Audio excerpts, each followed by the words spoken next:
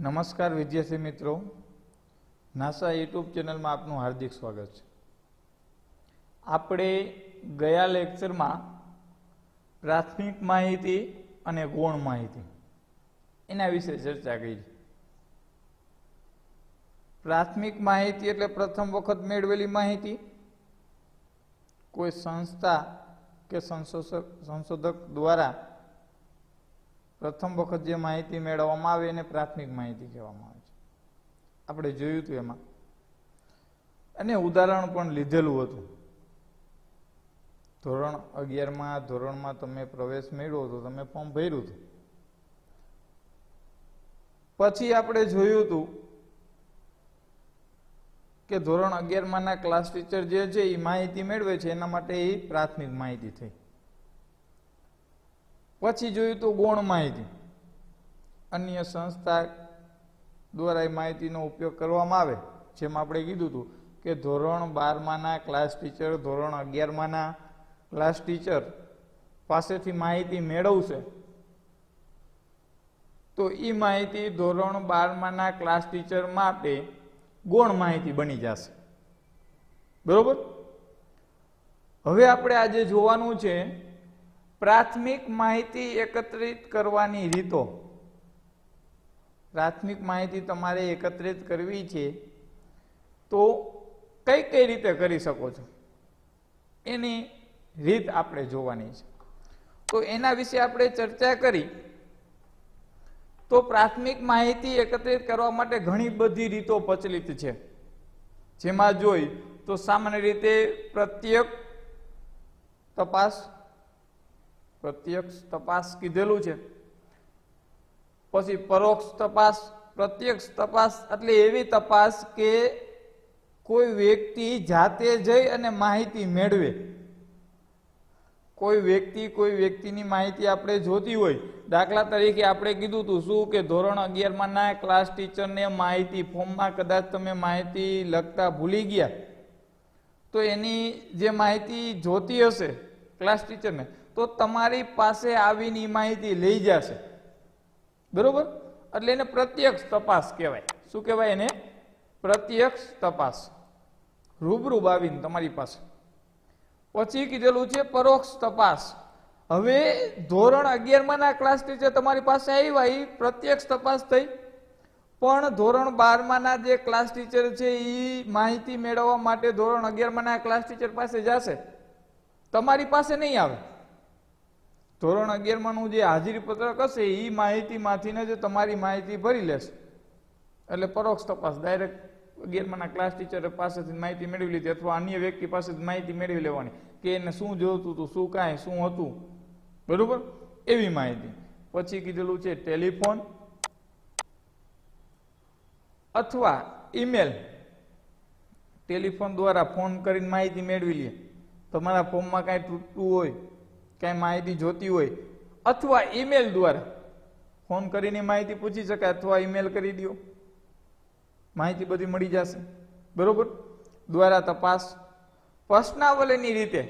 હવે તમે જે 11માનું ક્લાસ જોઈન કરો, તમે જ્યારે એડમિશન લ્યો, તમે ફોર્મ ભર્યું હોય તો ફોર્મમાં પ્રશ્નાવલીની રીતે, જેમ આપણે કેમ પરીક્ષા લઈને પ્રશ્ન લખી આ 3માંથી એક વિકલ્પ પસંદ કરો, એ રીતે પણ તપાસ, પ્રાથમિક તપાસ થઈ શકે છે, બરોબર। સ્થાનિક ખબરપત્રીઓ દ્વારા તપાસ જેવી પદ્ધતિઓ, સ્થાનિક કીધેલું છે એટલે લોકલ, બરોબર, જે તે વિસ્તારમાં ખબરપત્રી આપી અને તપાસ જેવી પદ્ધતિઓ પ્રાથમિક માહિતી એકત્રિત કરવા માટે વપરાય છે। આ જે હતું એ પ્રાથમિક તપાસ કઈ રીતે આપણે મેળવી શકીએ છીએ એની ઘણી બધી પ્રચલિત રીતો, રેડી। એમાં પ્રત્યક્ષ તપાસ, પરોક્ષ તપાસ, ટેલિફોન અથવા ઈમેલ દ્વારા તપાસ, પ્રશ્નાવલીની રીતે, સ્થાનિક ખબરપત્રીઓ દ્વારા તપાસ જેવી પદ્ધતિઓ પ્રાથમિક માહિતી એકત્રિત કરવા માટે વપરાય છે। આ પ્રશ્ન પૂછાઈ શકે, 1 કે 2 માર્કમાં આવી શકે, તો આપને ખબર હોવી જોઈએ કે પ્રાથમિક માહિતી એકત્રિત કરવાની રીતો કઈ કઈ છે, બરોબર। હવે એને કીધેલું છે પ્રાથમિક માહિતી મેળવવા માટે નીચે દર્શાવેલ 3 રીતો આપણે અભ્યાસ કરીશું. આપણે 3 જ રીત આમાં આપેલી છે. કેટલી રીત આપેલી છે? 3 જ રીત. બરોબર, એ 3 રીત છે. આ કઈ? એક તો પ્રત્યક્ષ તપાસ કરવાની છે, પરોક્ષ તપાસ કરવાની છે અને પ્રશ્નાવલીની રીતે તપાસ કરવાની છે. હવે પ્રત્યક્ષ તપાસ કરી તો પ્રત્યક્ષ તપાસ કેને કહીએ? પરોક્ષ તપાસ આપણે કરશું તો એને અર્થ કેને કહેવાય? પ્રશ્નાવલીની રીત જોઈ તો એ કઈ રીતે કહેવાય, એનો અર્થ શું થાય એ આપણે જોવાનું છે. પણ અત્યારે આપણે ખાલી એક જ જોવાનું છે. કયું? પ્રત્યક્ષ તપાસ. પ્રત્યક્ષ તપાસ આપણે જોવાની છે તો એનો અર્થ જોઈ. પેલા એનો અર્થ જોઈ તો શું કીધેલું છે? આ રીતમાં સંશોધક જાતે અથવા તેણે નિમેલ આગણક સત્તાવાર પ્રતિનિધિ એટલે કોઈ વ્યક્તિ, સંશોધક જાતે, આપણે કીધું ને પીએચડી ના વિદ્યાર્થી કોઈ હોય સંશોધન કરતા હોય પીએચડી થવા માટે, બરોબર, અથવા એને નિમેલ વ્યક્તિ કોઈ વ્યક્તિને નિમણૂક કરે, વસ્તી ગણતરી કરે તો કઈ બધાય શિક્ષકોને નિમણૂક કરે ને, જે તે વિસ્તારમાં જે એના આચાર્ય હોય એની પ્રતિનિધિ બનાવી દે, ચાલ્યું તમારે આ માહિતી મેળવવાની છે, બરોબર.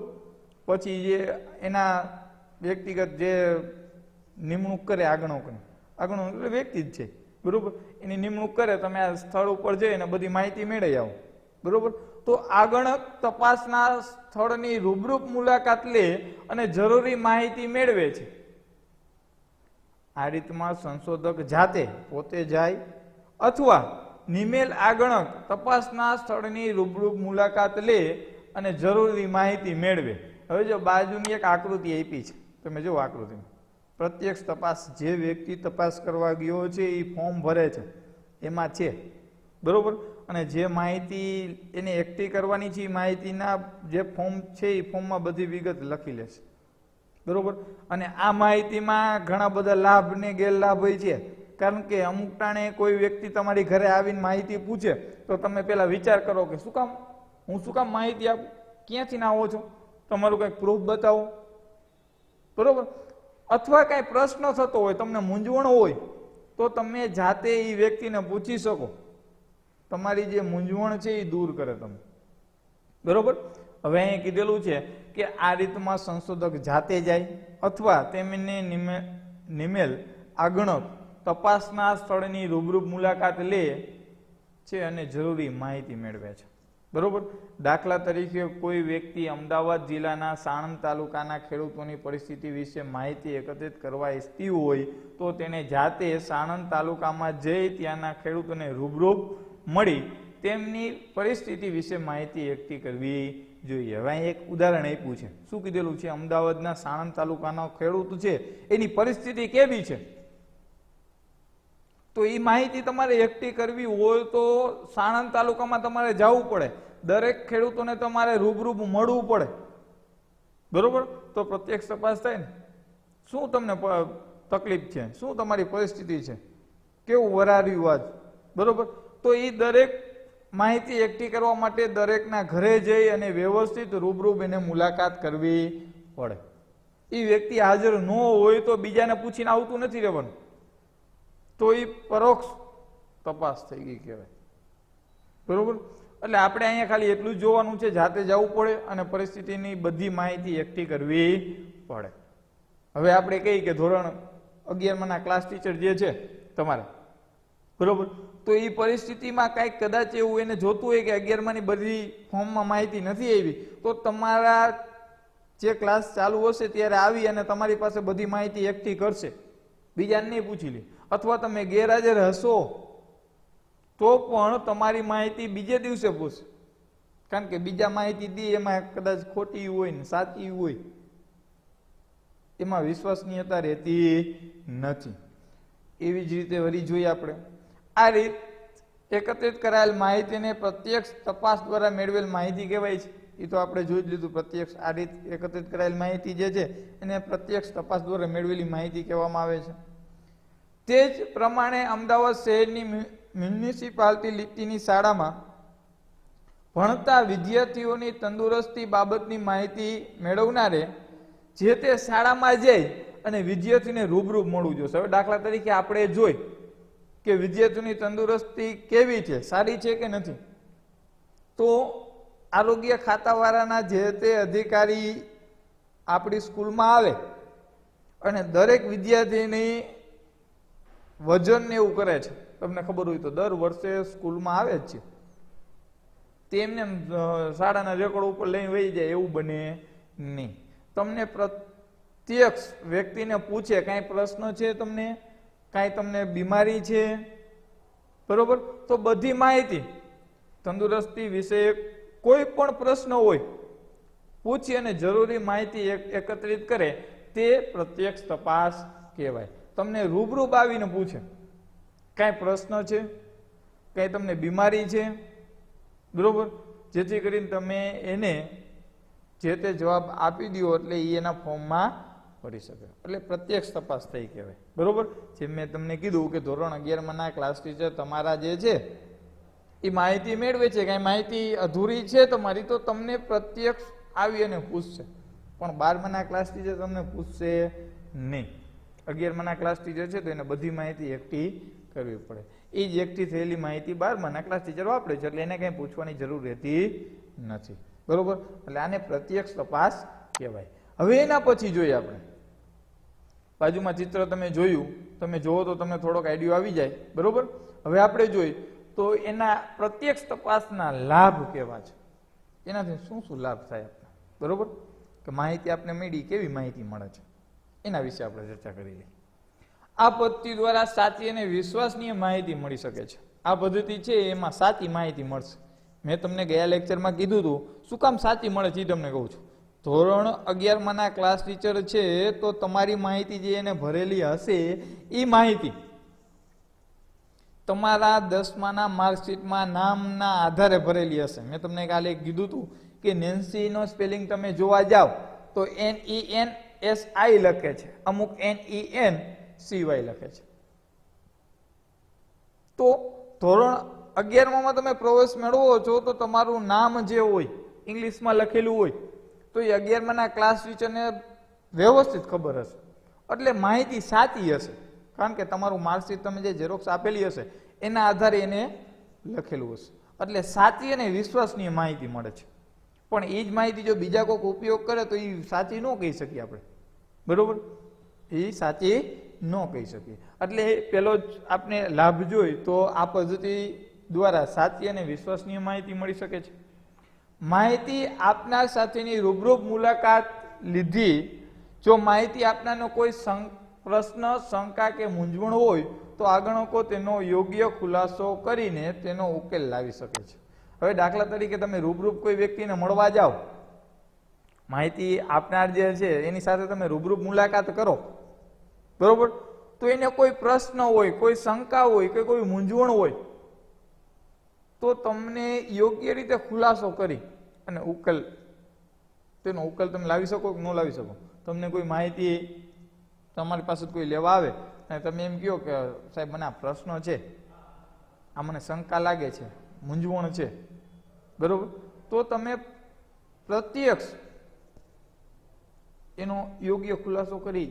કારણ કે મને તમે માહિતી કહો કે સાહેબ આ માહિતી છે, હું તમારી માહિતી લેવા આવ્યો હોય તો તમને કંઈક પ્રશ્ન હોય તો હું એનું સોલ્યુશન કરી દઉં, કંઈ શંકા હોય તો એનું શંકાનું નિવારણ કરી દઉં, મૂંઝવણ હોય તો એ મૂંઝવણ દૂર તમારી કરી દઉં.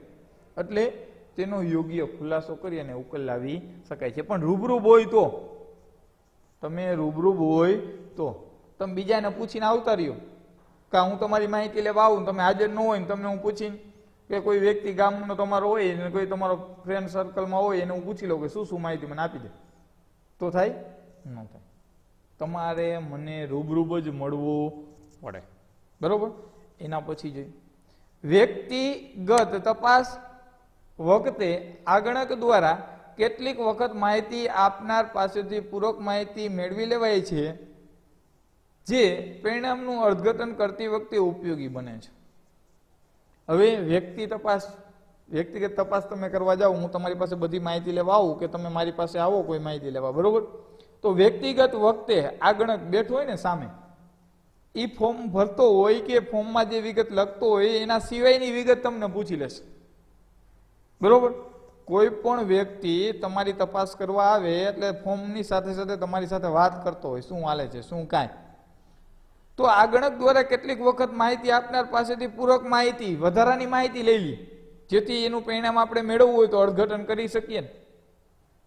કે હવે ધોરણ 11માં જે અત્યારે ક્લાસ છે એની ટકાવારી અહીંથી અહીંયા સુધીની છે, એવું અર્થઘટન કરી શકીએ કે 12માં આપણે એને ફર્સ્ટમાં લઈ આવવાના છે, આ છોકરાઓને થોડાક વધારે મથાવવાના છે, તો એનું અર્થઘટન કરતી વખતે બહુ ઉપયોગી બને છે. બરોબર. એના પછી કીધેલું છે જ્યારે તપાસનું ક્ષેત્ર મર્યાદિત હોય ત્યારે આ પદ્ધતિ વધારે સારી નીવડે છે. જ્યારે તપાસનું ક્ષેત્ર તમને એમ કહે કે ગુજરાત બોર્ડમાં ધોરણ 11માંના અલગ અલગ ક્લાસ ટીચર હોય, ગુજરાત બોર્ડ છે એની જે બધી સ્કૂલો છે, બરોબર, એમાં બધાય અલગ અલગ સ્કૂલમાં ભણતા હોય, એના ક્લાસ ટીચર હોય, એના પાસે માહિતી મેળવી શકીએ, આપણે મેળવી શકીએ ને, બધી માહિતી એની પાસે હોય. પણ એ મર્યાદિત ક્ષેત્ર, કારણ કે ગુજરાત બોર્ડમાં જે તે શાળા આવે છે અને જે તે સ્કૂલ એના ક્લાસ ટીચર હોય, એની પાસે માહિતી હોય. પણ તમારે આખા ગુજરાતની માહિતી એકત્રિત કરવી હોય, ક્લાસ ટીચરની નિમણૂક નથી કરવાની, ડાયરેક્ટ માહિતી મેળવવાની છે, તો તકલીફ પડે. મર્યાદિત ક્ષેત્ર હોય ને તો તમે માહિતી મેળવી શકો. હવે આપણે અમદાવાદનું સાણંદ તાલુકો કીધો તો બરોબર, પણ અમદાવાદની માહિતી મેળવવી હોય તો મોટો જિલ્લો થઈ ગયો ને, તો એની તપાસ કરવી હોય આપણે તો વધારે આગણકોની જરૂર પડે. પણ સાણંદ તાલુકો જ કીધો તો સાણંદ તાલુકો એ મર્યાદિત ક્ષેત્ર થઈ ગયું ને, તો આ પદ્ધતિ છે ને એ સારી નીવડે છે. જો એક જ હોય. હવે કોઈ ગામમાં જવું હોય ને ગામની માહિતી કેવી, ખેડૂતોની માહિતી છે, તો એ ગામને પૂછવું હોય તો આપણે એક દિવસમાં આવતા રહી જ ન આવતા રહી, તમારે રૂબરૂપ જવાનું છે. એટલે વાત છે, એટલે કીધેલું છે જ્યારે તપાસનું ક્ષેત્ર મર્યાદિત હોય ત્યારે આ પદ્ધતિ વધારે સારી નીવડે છે. બરોબર. એના પછી કીધેલું છે કેટલીક વાર માહિતી આપનાર અમુક પ્રકારની માહિતી આપવામાં સંકોચ અનુભવતા હોય, તો આવા સમયે આગણક આવી માહિતી આપનારને પૂરક પ્રશ્નો પૂછી ને અને આ માહિતીનો દુરુપયોગ નહીં થાય તેની ખાતરી આપીને માહિતી મેળવી શકે છે. ઘણીવાર એવું બને કે જે આગણક આવ્યો છે એ માહિતી, અમુક પ્રકારની માહિતી શું હોય કે ન જાણ કરે, બરોબર. અમુક પ્રકારની માહિતી તમને, કારણ કે કોઈ, હું તમને ડાયરેક્ટ પૂછો, તમે પેલા વિચાર કરો, આ તો ઓળખો છો કે નિશિત સાહેબ છે, નકર સંકોચ થાય કે સાહેબને આવી માહિતી કહેશું આપણે. તો આવા સમયે આગળક આવી માહિતી આપનારને પૂરક પ્રશ્નો પૂછી, હું તમને એવા પ્રશ્નો પૂછી લઉં જે મારે માહિતી જોતી હોય એ મને મળી જાય, બરોબર. જે માહિતી મારે જોતી હોય એ મને મળી જાય, હું એવા પ્રશ્ન તમને પૂછું. અને આ માહિતીનો દુરુપયોગ નહીં થાય હું તમને ખાતરી આપું, હું તમને ખાતરી આપું છું કે આ માહિતીનો દુરુપયોગ નહીં થાય, તમે વ્યવસ્થિત માહિતી આપી દો. તો આવા જે પ્રશ્નો, સંકોચો કાંઈ હોય તો એ આગળ રૂબરૂપ જાય તો એની સાથે ચર્ચા કરી શકે, બરોબર. જેમાં પ્રત્યક્ષ તપાસના લાભ છે એમ એના સામે એના ગેરલાભ પણ છે, જે આપણે ગેરલાભ જોવાના છે. રેડી? જોઈ તો પેલું જ કીધેલું છે કે જ્યારે, કારણ કે લાભ હોય ને એમાં ગેરલાભ હોય, કોઈ વસ્તુ હોય ને ગમે એમાં નવું કાંઈક બન્યું હોય કે નવું ઓલું થયું હોય કે લાભ હોય ને સામે ગેરલાભ તો હોય જ. એનો પેલો મુદ્દો જોઈએ. જ્યારે તપાસનું ક્ષેત્ર વિશાળ હોય ત્યારે આ પદ્ધતિમાં વધારે પડતો સમય લાગે છે અને વધારે આગળની જરૂરિયાત ઊભી થાય છે. હવે સાંભળજો ખાસ, તપાસનું ક્ષેત્ર વિશાળ હોય, વિશાળ એટલે સાણંદ તાલુકો આપણે કીધું તો એ નાનું જ કહેવાય ને, પણ મેં તમને એમ કીધું અમદાવાદ આખાના ખેડૂતોની તમારે પરિસ્થિતિ જાણવાની છે, ખેડૂતોની પરિસ્થિતિ કેવી છે, તો તમે ખાલી વિચારો અમદાવાદ જિલ્લો એટલે એમાં આગણકો વ્યક્તિની વધારે જરૂર પડશે, સમય પણ વધારે લાગશે, કારણ કે રૂબરૂપ તમારે જવાનું છે. અમુક સમયે એ વ્યક્તિ તમને રૂબરૂપ ન પણ મળી શકે, તમારે બીજી વાર પણ જવું પડે. તો એના હિસાબે આ પદ્ધતિમાં વધારે સમય લાગે છે. કોઈ વ્યક્તિ ઘરે ન હોય ને તમે ગયા હોય, એ એમ કહેશે હું 2 વાગે આવું છું, તો તમે 2 વાગ્યા સુધી બીજા વ્યક્તિને મુલાકાત કરી શકો, પણ બીજો વ્યક્તિ પણ એવું જોઈએ કે ઘરે ન હોય, અથવા તમારે એના ખેતરે જવું પડે, માહિતી મેળવવી પડે, ખેડૂત છે તો ખેતર હોય, બીજે તો ક્યાંય હોય નહીં, કંઈ કામ હોય તો બહાર ગયા હોય તો અલગ વસ્તુ છે. તો એમાં સમય લાગે છે, કારણ કે એ વ્યક્તિ પાસે તમે જાઓ એટલે 15-20 મિનિટ પછી માહિતી ભરો વ્યવસ્થિત, બધા પ્રશ્ન પૂછો, તો એમાં સમય લાગે છે ને આ ગણકોની જરૂરિયાત વધારે ઊભી થાય છે. વસ્તી ગણતરી કરે છે તો તમે ખાલી વિચાર કરો, 10 વર્ષે જે વસ્તી ગણતરી થાય છે તો દરેક શિક્ષકોને જે તે ગામમાં નિમણૂક કરી દે છે. દરેક જિલ્લામાં જે ડીઓ સાહેબ છે એ માહિતી જે તે આચાર્યને મામલતદાર હસ્તક કે જેના હસ્તક એ મોકલતા હોય, બરોબર, એ માહિતી મેળવવા માટે આચાર્ય મામલતદારને માહિતી આપી દેશે, એટલે બધી વસ્તી ગણતરી વ્યવસ્થિત થઈ શકે. તો કેટલા શિક્ષકોની નિમણૂક થઈ વિચાર કરો ખાલી. તો એને ગેરલાભ છે ને, વિશાળ ક્ષેત્ર હોય તો આ પદ્ધતિમાં સમય લાગે છે અને વધારે આગણકોની જરૂરિયાત ઊભી થાય છે. આ પદ્ધતિ વધારે ખર્ચાળ છે. તમે વિચાર કરો શું કામ? ખાલી મગજમાં તમને એક પ્રશ્ન આવી જ જવો જોઈએ, શું કામ આ પદ્ધતિ કેમ વધારે ખર્ચાળ છે? શું કામ? એક તો સમય લાગે છે, એટલે જો એ વ્યક્તિ ગયો હશે એનો પગાર તમે જે આપતા હોય એ પગાર જે થતો હોય એનો, બરોબર, તો એ પગાર તો તમે એને ચૂકવશો જ ને. કોઈ વ્યક્તિ એક દિવસમાં 3 વ્યક્તિને મળીને આવે છે, કોઈ વ્યક્તિ 5 વ્યક્તિને મળીને આવે, રૂબરૂ તપાસ કરે, બરોબર, રૂબરૂ તપાસ કરે. કોઈ વ્યક્તિ 10 વ્યક્તિને મળીને આવે છે, 3ને મળીને આવતું હોય તો એનો પગાર તો થવાનો જ છે ને. સમય લાગ્યો એને, શું કામ? એ વ્યક્તિ હાજર નહોતો કે કોઈ પણ જગ્યાએ ગયો હોય કે કાંઈ એવું બન્યું હોય. તો આ પદ્ધતિ વધારે ખર્ચાળ છે, બરોબર. સમય લઈ ગયો, આગળ અંકોની જરૂર વધારે પડી તો પગારે ચૂકવવો પડે કે ન ચૂકવવો પડે? એટલા હિસાબે આ પદ્ધતિ વધારે ખર્ચાળ છે. એના પછી જોઈએ આપણે શું કીધેલું છે. જો આગણકો તાલીમયુક્ત ન હોય તો તેમના દ્વારા મેળવેલ માહિતી ઓછી વિશ્વસનીય નીવડે છે. હવે આગણક તમારે જે માહિતી મેળવવાની છે એ માહિતી તો એ જે આગણક એ કોઈ વ્યક્તિ છે તો એની તમારે ન આવે, પણ જે વ્યક્તિને માહિતી મેળવવાની છે એ માહિતી મેળવી છે પેલા એ આગણકોને એની તાલીમ આપશે. શું કરશે? એને તાલીમ આપશે કે આપણે દરેક ખેડૂત પાસે જવાનું છે, એની પરિસ્થિતિ જાણવાની છે, એ આ ફોર્મમાં લખવાનું છે. એના સિવાય તમને વધારાની માહિતી જે મળે છે એ માહિતી તમારે લેતું આવવાનું છે, જેથી કરીને આપણે વર્ગીકરણ કાંઈ એવું કરવું હોય, એને ઉપયોગમાં લેવી હોય તો લઈ શકી છે.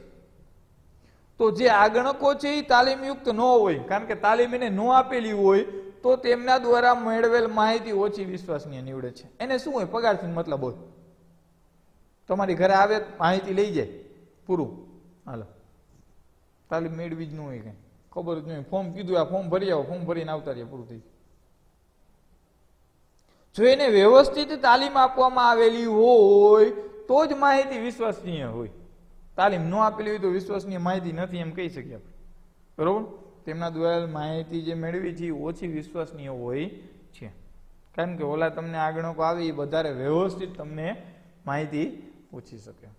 એટલે આ હતું આપણે આજે પ્રાથમિક માહિતી જે છે, પ્રાથમિક માહિતી એકત્રિત કરવાની રીત, એમાં જુદી જુદી રીત જોઈ. એમાંથી 3 રીત જે હતી, એક પ્રત્યક્ષ તપાસ, પરોક્ષ તપાસ અને પ્રશ્નાવલીની રીત.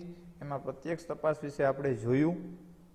આ વિડીયો પણ એકાગ્રતાથી જોજો, વ્યવસ્થિત શાંતિથી સાંભળજો. કાંઈ પ્રશ્ન એવો હોય તો મને વોટ્સએપમાં મેસેજ કરી શકો છો અથવા મને ફોન કરી શકો છો. આપણા મોબાઈલ નંબર આપેલા જ છે, બરોબર. એટલે કાંઈ એવો પ્રશ્ન હોય તો તમે રજૂઆત કરી શકો છો. હવે પછી આપણે જોશું પરોક્ષ તપાસ, એના લાભ અને ગેરલાભ. ઓકે, ચલો આજે આપણો આ લેક્ચર અહીંયા પૂર્ણ કરી છે.